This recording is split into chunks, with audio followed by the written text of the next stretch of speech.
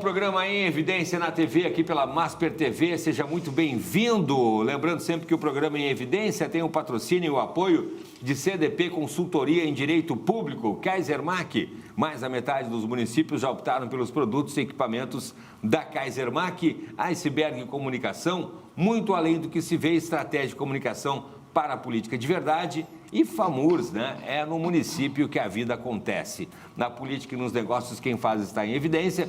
E a gente convida você também para conferir lá o nosso canal no YouTube, Revista em Evidência, acompanhar os programas e também os bastidores aqui das nossas entrevistas lá no nosso perfil no Instagram.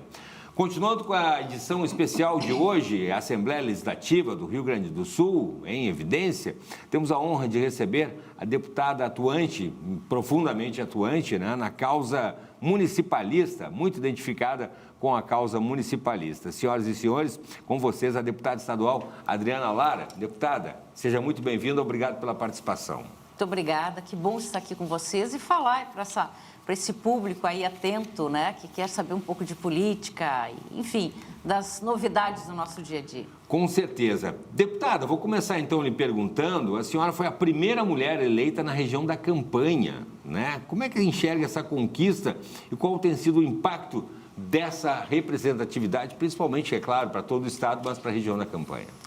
É uma grande conquista. Eu acredito que as mulheres, quando chegam no parlamento, e há um dado muito interessante, Cláudio, que a lei da cota para as mulheres, durante todo esse tempo que ela existe, há mais de 15 anos, ela pouco teve efeito na participação das mulheres. Vocês vão ter mas como assim pouco teve efeito? Hoje o Parlamento gaúcho e o Parlamento Nacional, o Congresso, nós temos em torno de 18% de mulheres. Nós tínhamos há 15 anos atrás em torno de 10%, ou seja, a eficácia ela não se deu como deveria. Sim. Portanto, a política é um espaço de poder e de decisão. E se é um espaço de poder e de decisão, é lá que nós, mulheres, temos que estar. Não para competir com os homens ou para achar que nós somos melhores. Eu não gosto desse discurso, as mulheres... Não, as mulheres completam. Parece que sim, senão fica botando um contra o outro. É um discurso que eu não gosto, sim, sabe? Se instigando. Um discurso feminista. Não, as mulheres completam. E quando elas vêm para a política, elas completam, elas trazem o equilíbrio, a balança do mundo feminino, das necessidades das mulheres, para trazer, sim, o equilíbrio. E a primeira mulher da região da Campanha, para mim, é uma responsabilidade muito grande. Eu fui a vereadora mais votada da história de Bagé, consegui chegar no parlamento por uma trajetória de trabalho. Tem uma coisa assim, interessante que eu quero compartilhar contigo e com os nossos que nos assistem, nossos telespectadores. As pessoas não votam nas mulheres por ser mulheres. Esse discurso está ultrapassado, está velho. Não, a mulher tem que votar em mulher. Por que ela tem que votar em mulher? Ela vai votar na mulher se essa mulher tiver uma causa, tiver uma bandeira, Concordo. Tiver um propósito, Concordo. Ele representar. Aí, ok, vou votar nessa mulher, porque essa mulher é corajosa, essa mulher tem posição. Aí sim. Então, tem um discurso que não me agrada. A mulher tem que votar. Por que tem que votar em mulher? Ela vai votar se aquela mulher representa. Os homens também. Eles vão votar naquela mulher se aquela mulher tem algo que inspira eles. Dizem, olha, essa aqui me representa pelas causas, pela pauta, né? Pela posição, pelo posicionamento. E hoje nós estamos vivendo muito isso, esperando dos nossos representantes posicionamentos em várias pautas do nosso dia a dia. Então, é isso que eu penso e é assim que eu procuro pautar o meu trabalho, a minha vida num todo, né? Concordo, deputada. Falando nisso, né, a deputada também vem da área da educação e com experiência como secretária municipal. E de que forma, falando da trajetória, né, isso também influenciou nos seus projetos na Assembleia Legislativa? Muito. Eu digo que nós somos uno, né? Nós não somos assim, lá em casa eu sou uma pessoa, na política eu sou outra, na minha profissão eu sou outra, né? Começando que eu acredito, a política não é a profissão, é um chamado. A minha profissão, qual é a minha profissão? Eu sou professora. Tá? Perfeito. Sustentei meus filhos, realizei meus sonhos como professora, 34 anos como professora. Desses 34 anos como professora, mais de 25 anos em sala de aula, no chão de sala de aula, como alfabetizadora, professora da EJA, diretora, supervisora, enfim, trabalhando naquilo que sempre me deu muito prazer, como professora. No chamado da política, mais ou menos uns 20, 25 anos que eu estou na política, é um chamado, é um momento que tu tem. Às vezes eu ganhei, outras vezes eu perdi. E quando eu perdi a eleição, fui fazer as minhas coisas que eu sempre fiz, dar aula, a minha profissão. Então, o que eu trago isso para a política? Tudo. Eu trago tudo. Eu acredito que a educação transforma. E ela transforma as pessoas. Eu sou filha de um pai que era oleiro e carroceiro, né? Meu pai fazia tijolos, aquele artesanal, com cavalinho na volta, antigo. Amassando barro. Sim. Minha mãe estudou até o 4º ano, que era a 4ª série, 4º ano, ou seja, uma família extremamente humilde. As circunstâncias me vitimizaram? Não. Eu sabia que aquilo ali era um tempo, mas minha mãe e meu pai diziam para mim e para todos os meus irmãos: nós não temos herança para deixar para vocês, então estudem. Então, nós trabalhávamos um turno, a olaria com meu pai, e no outro turno, a escola, sempre. Escola pública. Eu sou oriunda de escola pública, lá no Morro da Cebola, em Bagé, que é o bairro Castro Alves, e falo isso com orgulho, sabe? Com orgulho, não com vitimismo da situação. Até eu sei que o programa de vocês é um programa muito assim, né? Vamos dizer assim, não chique, mas para eu estar contando essas coisas assim, eu não tinha mochila, eu e meus irmãos levávamos. Mas é bom a gente saber essa realidade, o programa é isso, a gente conhecer as pessoas por trás do cargo de deputado. Pois eu acho que isso é legal, porque a pessoa vê assim, tu arrumadinha, bonitinha, produzida, acha que tu nasceu assim. Não fala a minha língua. Ou acha que tu nasceu assim. Não, eu vim da extrema pobreza, mas eu nunca me conformei que aquela seria a minha situação para o resto da vida. E eu me agarrei na possibilidade, nas palavras do meu pai e da minha mãe: estuda. O estudo pode levar, veja assim, minha mãe 4º ano, meu pai também com pouco estudo. Um trabalho extremamente difícil, sim, mas nós nos pegamos a isso. E isso fez com que nós pudéssemos galgar os nossos sonhos. Então, assim, por que eu digo isso? Porque a educação, ela transforma vidas. Então, se tu tiver um propósito, quando eu digo transforma a vida, transformou a minha, a dos meus irmãos, a dos meus filhos e de muitas pessoas que agora estão nos assistindo, estão nos ouvindo. Estuda, te qualifica, vai atrás, não te queixa da vida. A dificuldade, ela é momentânea, ela não quer dizer que vai ser a tua vida inteira. Tu pode fazer daquela dificuldade uma alavanca para te crescer. Eu creio nisso, né? Então, levo isso para a minha vida, levo isso para o meu trabalho. E como professora, sempre procurei ajudar para emancipar e fazer com que os meus alunos sonhassem, sonhos grandes, que eles podiam, contava a minha história, né, para eles, que eu tinha uma professora que me ajudava muito, a professora Tânia Mosqueira. Eu tinha dislexia, então tu imagina, um aluno disléxico. É terrível, Cláudio, é terrível. Tu lê, parece que some tudo ali, né? Tu fica juntando as letrinhas. E ela dizia: tu vai conseguir, Adriana, um dia, quem sabe, tu vai ser professora. Eu ficava pensando, professor, mas eu não consigo ler. Eu ficava pensando nisso. E foi. E a coisa foi. Fui, me formei professora com 21 anos, passei no concurso municipal, fui professora durante muito tempo, assim, os 34 anos que eu te falei. Fui secretária de educação e como secretária de educação, a minha máxima alegria é que para mim isso é um troféu.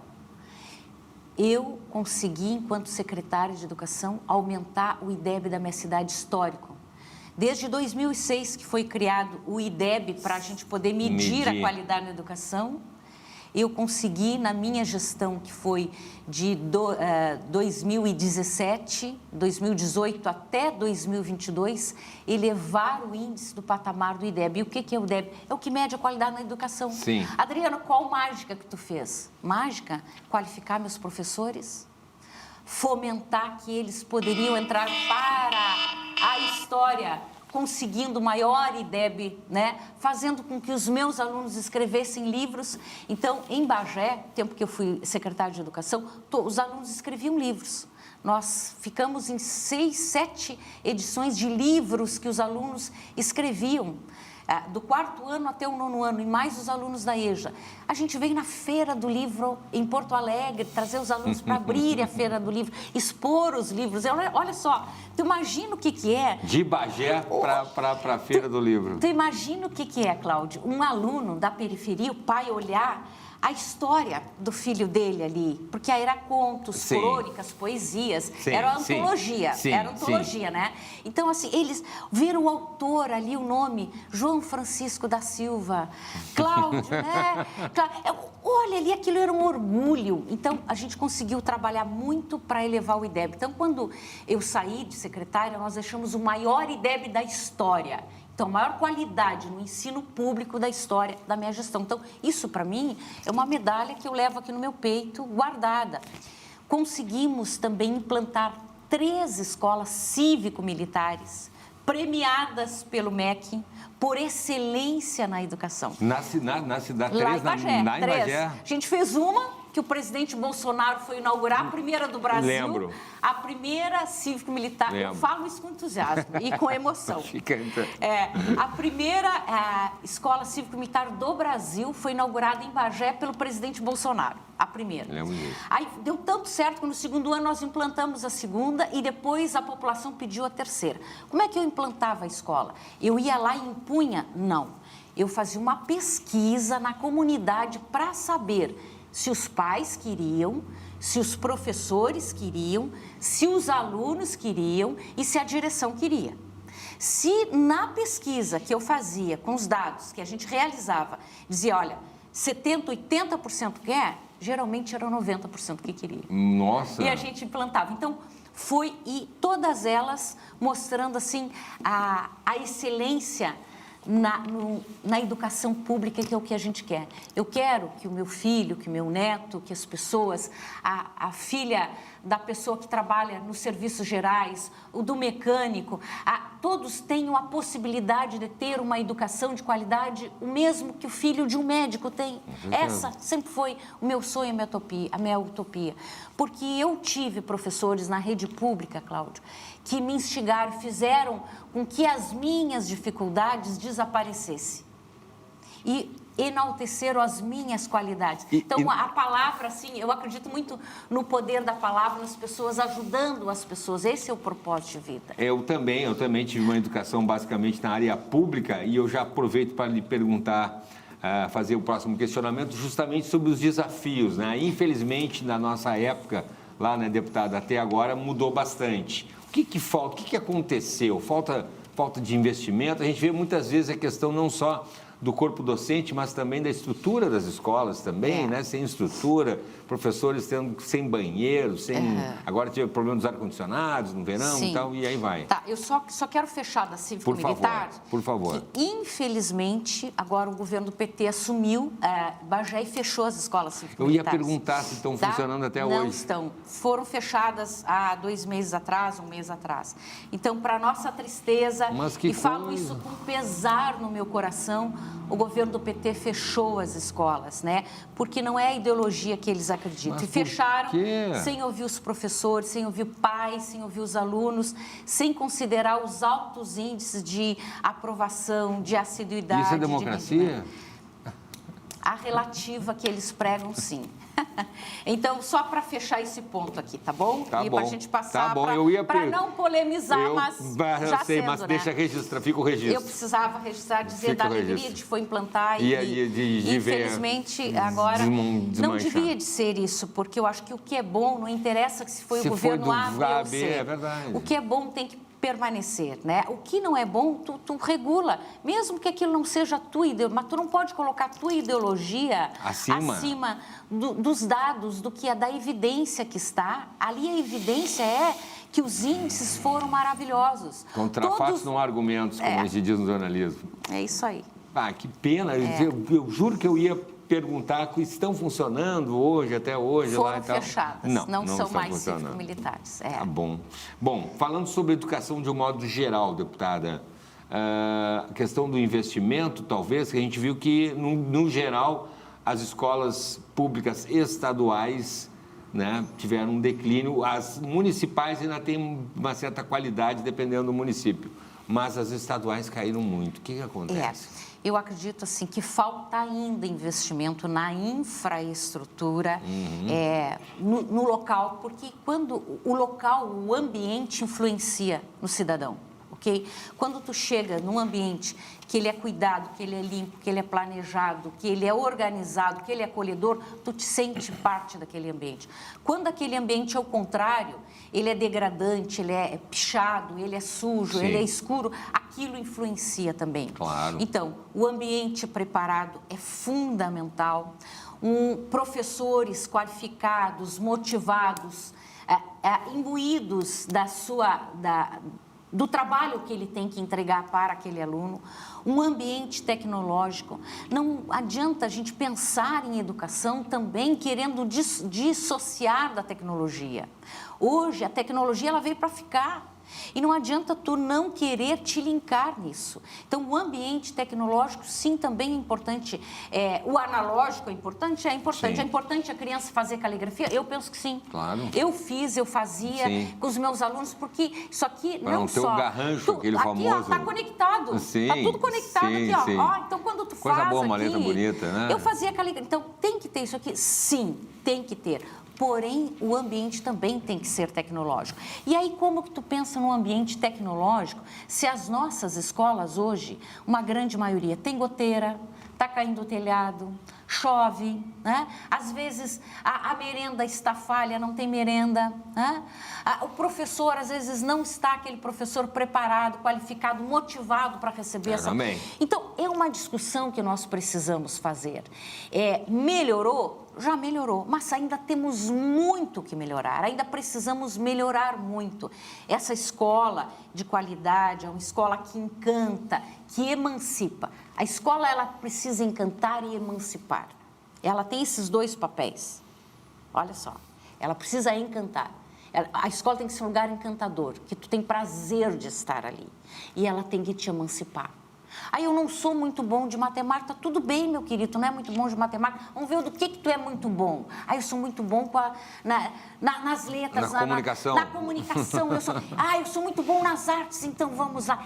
Ela tem que ter esse papel de te encantar. E ela tem que ter esse, vamos dizer assim, esse olhar global, holístico, para ver qual é o teu potencial. O meu não é matemática. O meu também não é. Então, assim, eu fazia do matemática para poder passar. Sim. Mas não era o meu potencial. Tinha outros potenciais, sim, mas meus professores viam, não, mas para aí, ela tem esse... Isso é fundamental, né? Então, eu acho que cada criança tem um... Então, ela tem que encantar e tem que emancipar. Ela tem que te preparar para os teus sonhos, seja na arte, na cultura, na literatura, nas exatas, nas humanas. Nas humanas, né? Então, é isso que eu acredito. Eu acredito também, muito bem, eu também. Eu era muito conversador e aí tinha professores que me canalizaram para a minha profissão. Ai, que coisa boa. Que coisa boa, deputado, concordo. Só que eu estou falando contigo, estou emocionada, né? Eu estou vendo, né? Mas que coisa boa isso, pela educação, pelo trabalho, que é a base, qualquer país desenvolvido, que a senhora observar, foi investido, não é gasto, é investido em educação. É investimento em educação. A gente terminou esse primeiro bloco já, é isso? O pessoal da produção está me falando lá? Então não sai daí que tem mais um bloco com a deputada Adriana Lara, a gente já volta um instante só.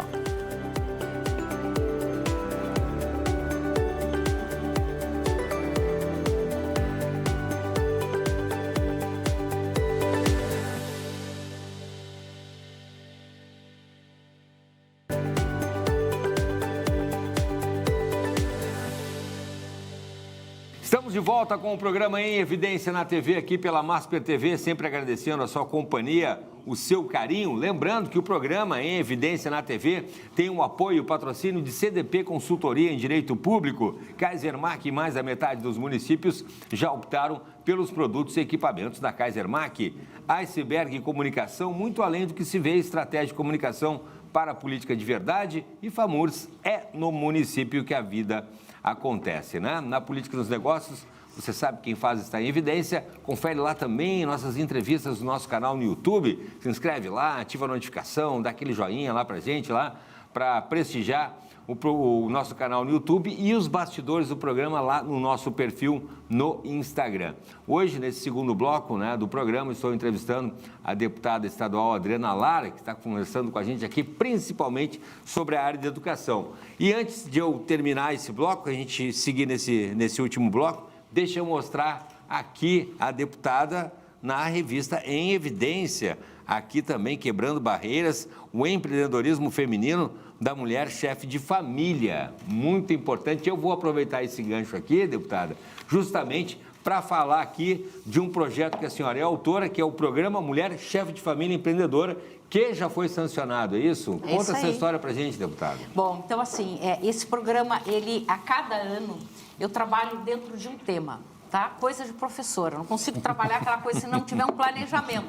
Então tem que ter o planejamento, né? O professor faz o planejamento da aula, planejamento do trimestre, né?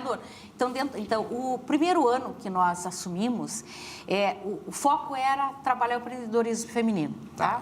Segundo ano foi a questão da indenização por falta de energia elétrica, que foi acompanhar todo o trabalho das nossas concessionárias, daqui do Rio Grande do Sul, e agora o terceiro, o combate à pedofilia e o abuso infanto-juvenil. Então, no primeiro ano, era fomentar o empreendedorismo feminino.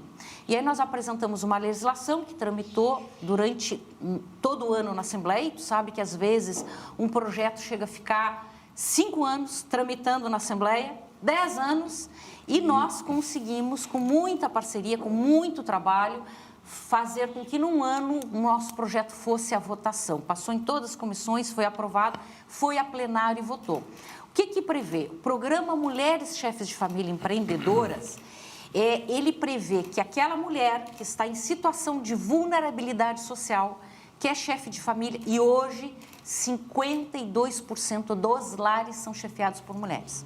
52% dos lares. Esse é um dado que tu não pode desconsiderar. Todo projeto, ele precisa ser embasado em evidências. Então, não pode fazer um projeto... Hoje nós vamos fazer um projeto, vamos pintar todas as parada casas. de ônibus. Qual é a evidência? Qual é a necessidade? Qual é a necessidade? Qual é a evidência? Então, nós partimos da evidência do grande número de mulheres em situação de vulnerabilidade social, em situação de violência, em mulheres que são chefes de família. Então, esse programa prevê identificar essa mulher, qualificar ela em cursos profissionalizantes e estender linhas de crédito pequenas, mas linhas de crédito para que ela possa empreender e ter o seu pequeno negócio, ter a sua confeitaria, comprar a sua máquina de costura, montar o seu salão de beleza, montar o seu cantinho de manicure, enfim, para ela ter aquele incentivo. Então, isso foi interessante. O governador sancionou e, este ano, em março, no Palácio Piratini, o governador apresentou para o Rio Grande do Sul o programa Mulheres Chefes de Família Empreendedora, não como um programa de governo, porque governo passa, mas como um programa de Estado, porque o Estado, ele fica. Então, isso foi muito significativo. E no dia, Cláudio, que eu apresentei no Piratini esse programa, não apresentei, fui para falar, né? Eu contei a história de uma aluna minha, Ana Cândida, lá de Bagé, da escola São Pedro, do qual eu era professora à EJA à noite. Trabalhava de manhã e tarde como secretária, e à noite eu dava aula. E a Ana Cândida, ela deveria, na época, ter uns 34, 35 anos, 5 filhos, separada.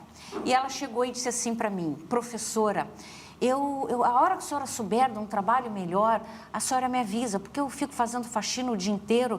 Bem, eu não quero ficar o tempo inteiro fazendo faxina. E eu quero me qualificar, eu quero ter uma profissão. Ela me disse, Ana Cândida. E ela, quem sabe, ela esteja até ouvindo essa história que eu estou contando da vida dela. E eu disse assim, de que tu gosta de fazer? Ela disse, olha, eu trabalho num salão que eu limpo lá o salão e eu vejo as pessoas arrumando o cabelo.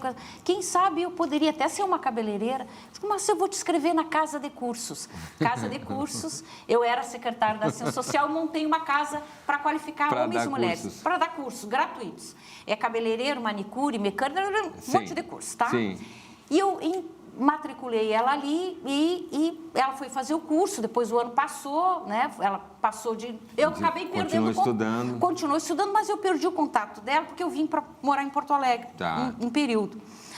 Umas férias, voltei a Bagé e estou num supermercado, empurrando um carrinho lá no supermercado, fazendo as compras, e eu vejo aquela voz bem forte. Professora, professora. Olha, senhora Ana Cândida, a senhora nem sabe. Eu sou agora escovista e sou a melhor escovista do Marco Sena, que é um salão que tem lá em Bagé. Um salão grande, famoso, chique. Que é a mulherada toda...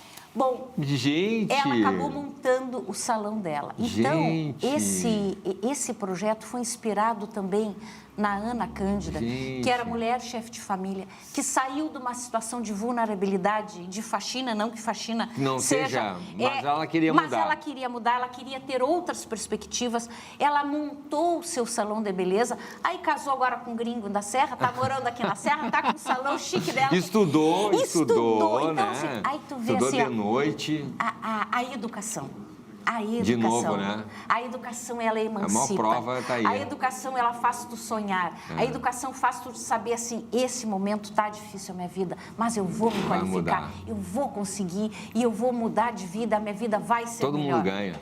Então, a Ana Cândida, eu contei lá no Palácio Piratini a história da Ana Cândida para o governador, que se emocionou, e eu sempre me emociono, porque eu vou ter 80 anos, vou estar contando essa história, e vou dizer para os jovens, para os homens, para as mulheres: estudem, se qualifiquem, invistam em si mesmo. Investir em si é ser uma pessoa melhor.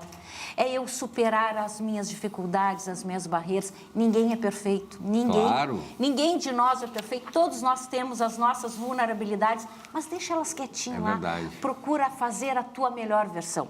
Aqui, de tempo em tempo, nós temos que atualizar. Não é? Não pede para atualizar? É verdade, pede para atualizar o programa. E por que eu, como pessoa, não vou me atualizar? Não posso também me atualizar meus conhecimentos. Eu quero ser a melhor versão minha. É verdade. Eu quero ser a minha melhor versão. Se ontem eu não fui legal, hoje eu quero ser melhor. Eu quero ser uma pessoa melhor, eu quero dar orgulho para mim.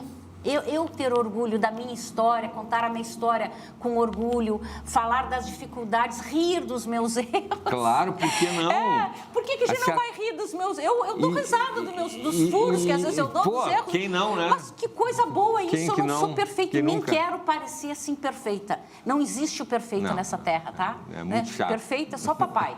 Papai do céu, esse é a perfeição. Agora, nós aqui somos humanos e somos falhos. E que bom que a gente consegue identificar isso e brincar e dar risada, dizer assim: olha, o que eu fiz ontem que não foi legal, hoje eu quero ser melhor, né? E eu acredito nisso. Eu verdadeiramente acredito nisso e procuro viver isso. Que bacana, deputado, que bacana. Eu ia justamente perguntar sobre a questão, né, da redução. A gente começou falando lá no início sobre essa questão de não instigar também homens contra as mulheres, mas isso também diminui a desigualdade de gênero também, não é, deputada? A questão da qualificação das mulheres. A gente vê muitas vezes mulheres querendo sair de um casamento e muitas vezes tem a questão da dependência econômica e aí, né, a questão dos filhos e tal. E isso pode ajudar também, né, a qualificação. E também, assim, muitas mulheres vivem em situação de violência porque elas não se qualificaram. Sim. É isso que tu falaste, Cláudio. Tem a dependência econômica que depende, então também é uma questão. Então, quando a mulher começa a se qualificar, a estudar, ela quer uma vida melhor para si, para os seus filhos. Sim. E isso parte da educação. A educação transforma, a educação liberta. E aqui eu não estou falando, gente, de mestrado, de doutorado, eu estou falando de leitura. Sim, eu estou falando de cursos profissionalizantes, de terminar os teus estudos, de ser o que tu quiser ser na vida. Nós podemos tudo. E também de abominar aquele discurso vitimista. Porque eu moro lá na vila. Eu morei na vila. Concordo. Eu morei na vila, estudei em escola pública, eu a vida inteira em escola pública. E até por ser mulher também, né? Eu sou mulher, e aí sou menos, sou não sei o quê. Não, esse discurso é de uma corrente ideológica. Que a gente não sai do lugar nunca. Que a gente sabe, uma corrente ideológica política que não me contempla porque ela deixa as pessoas mais vítimas do que elas imaginam. E dependentes, né, daquela situação. Não, vamos passar isso. Dificuldade todos nós vamos temos. além. É isso aí. Concordo. Inclusive, também tem uma questão em relação às crianças também, que a senhora preside a Frente Parlamentar de Combate à Pedofilia, a senhora falou ali, e o abuso infanto-juvenil, né? E tem encaminhamentos de um seminário realizado no Ministério Público em relação a isso, deputada? É isso, Cláudio. Nós realizamos agora, o dia 12 de maio, no Ministério Público, um grande seminário que lotou, era uma multidão. Eu fiquei muito feliz de ver o quanto esse tema foi importante para que nós tínhamos presentes mais de 124, representação de 124 cidades. Nós tínhamos mais de pessoas, de 6, 7, 8 estados que estavam participando e o Ministério Público lotado, a parte superior e inferior, todo lotado. O tema: combate à pedofilia e o abuso infanto-juvenil. Quem abriu esse seminário? Nada mais do que a grande figura que nós temos, que é o doutor Maurício Cunha, que é o doutor em políticas públicas em proteção às crianças, que faz parte da ONG aqui no Brasil, Shield Fan, que é uma ONG internacional que trabalha na proteção das crianças. E, nesse momento, nós qualificamos conselheiros tutelares, professores, pais, líderes religiosos, né? Diretores de escola. Foi muito impactante. Nós queríamos impactar as pessoas com o assunto, que a pedofilia é um crime hediondo, que o abuso contra as nossas crianças acontece em 90% dos casos dentro dos lares, dentro das casas, aonde deveria da gente acolher aquela criança e proteger. Muitas vezes com a conivência da mãe, é o padrasto, é o pai, é o avô, é o tio, é o amigo que está... Enfim, esta é uma realidade nua e crua. O Brasil é o segundo país mais violento para as crianças viverem. Meu Deus! Então, isso acontece a cada 8 minutos. Enquanto nós estamos aqui participando dessa entrevista, nós temos 10 crianças sendo abusadas no Rio Grande do Sul. Esses dados são que menos de 10% conseguem fazer o registro. Ou seja, então é muito maior. É muito maior. Então, nós precisamos falar. Se nós não falarmos da pedofilia e do abuso infantil, nós acabamos normalizando algo que jamais tem que ser abominável, jamais. A violência contra as crianças é algo terrível. Nós tivemos agora aprovado uma lei da senadora Damares que cria o cadastro do pedófilo nacional. Falamos isso no bloco anterior e eu apoio. O cadastro do pedófilo nacional. Porque tu tem que saber, na tua casa, com teus filhos ali, Sim. aquela pessoa que está trabalhando ali, Sim. quem é? Da onde ela vem? Qual é a ficha dela? Nossa. Eu quero saber. Pedofilia tem cura? Não. Não tem cura, não tem remédio, não tem cura. Ele vai ser sempre pedófilo, ele vai enxergar a criança como a sua presa. Sim. Ele só precisa da oportunidade, ok? Perigo. Então, veja só para quem está nos assistindo agora através do teu programa.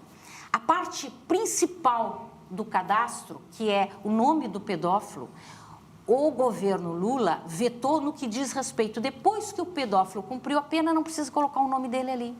Como não? Como não vai precisar colocar o nome dele? A parte principal, pedofilia não tem cura, gente. Imagina.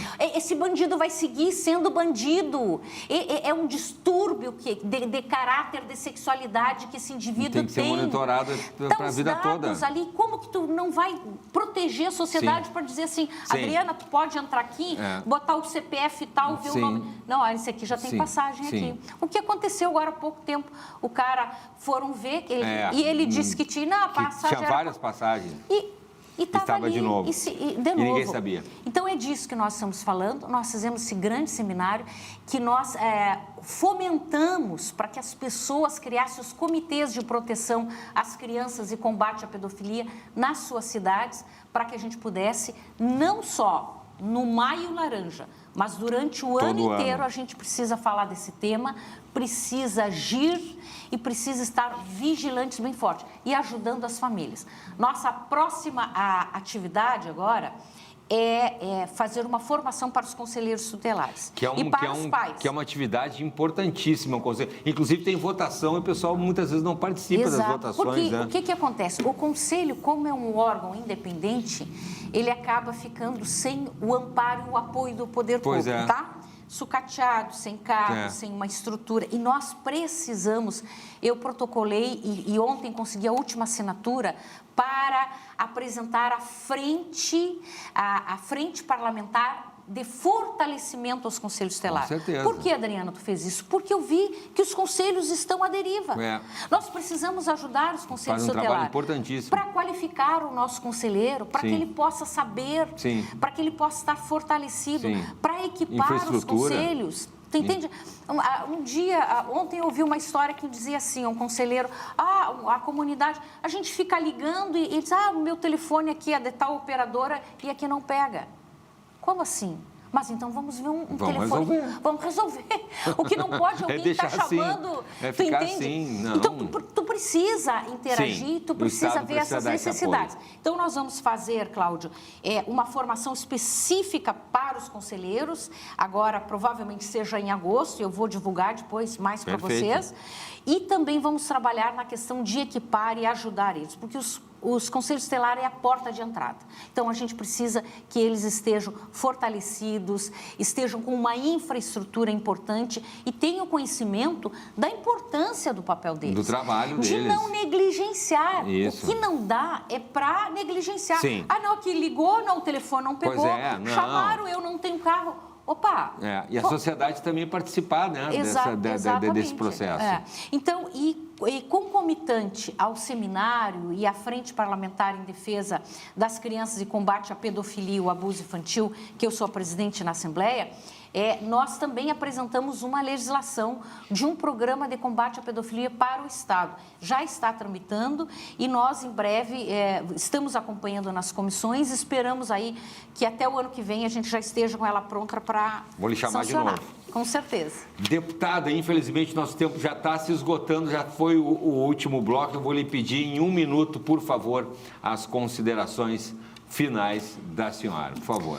Olha, minhas considerações finais hoje vai para nós pensarmos, né, que mundo nós estamos vivendo. Nós estamos vivendo num mundo caótico, onde hoje eu vi de um projeto de lei de um deputado, amigo meu, que eu tenho o maior carinho, pedindo para colocar na etiqueta do bebê reborn, que é um bebê reborn, que não é humano. Gente, que mundo nós estamos vivendo, as pessoas. Doente. O que é isso? Adoeceu. O que é isso? Né? Onde é que está a educação? Colapso na saúde Onde é que mental. está a educação? Que tu precisa escrever o óbvio 1000 vezes. Como assim? Bebê reborn é um boneco? Será que... Meu tempo era esquizofrenia, a pessoa que achava que um boneco é um ser humano. Pelo amor de Deus, por mais lucidez, sabe? Por mais leitura, que as pessoas possam ler, que as pessoas possam se conectar com os verdadeiros valores da nossa existência, porque está difícil da maneira que está, muito difícil. Concordo, deputada Adriana Lara. Muito obrigado, deputada estadual, pela participação. Viu? Espero que seja a primeira de várias, deputada, tá bom? Com certeza. Muito obrigado.